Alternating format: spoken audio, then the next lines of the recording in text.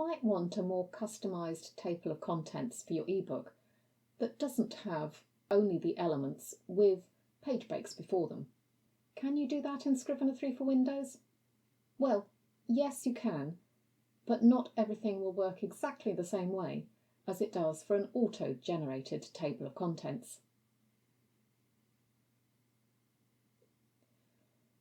To do this, you'll need a TOC page in your front matter for your ebook correctly placed.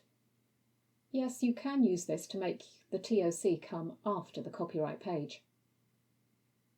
Type contents at the top of the page. Change this to the correct heading style to match the others in your ebook, probably heading 1. Open up your manuscript in your binder to show the heading levels you want included in your table of contents. Then click on the first one, hold down the Shift key, and click on the last one. They should all now be selected. Click on the Edit menu and select Copy Special and Copy Documents as Structured Link List.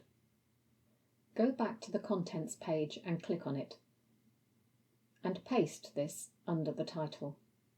Add at least one return between the elements. Ensure the page has a different section type to the others in your text manuscript, because you'll be giving it a different format. Go to your custom ebook format in Compile. If you don't have one, right-click on the format you want to change, duplicate and edit, and give it a name. Click on the section text section layout, and then on the plus to create a new layout, and name it. In the box below, select it to follow editor formatting from the pull-down list. Go to the Separators section and select your new layout. Make sure it is set to have a page break before. Then save. Assign this new layout to your table of contents in Assign Section Layouts.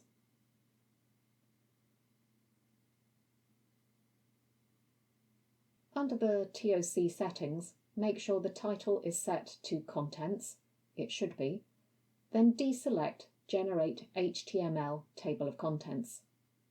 Under Options, select Convert Document Links to HTML Links, and compile. You will get a clickable hierarchical TOC positioned after the copyright page. So what are the issues with this? Well, your table of contents at the front of the book should be fine, no problems. However, when you go to the eBook Quick TOC listings that help you navigate around a document from within it, it will only show the items that have a page break beforehand.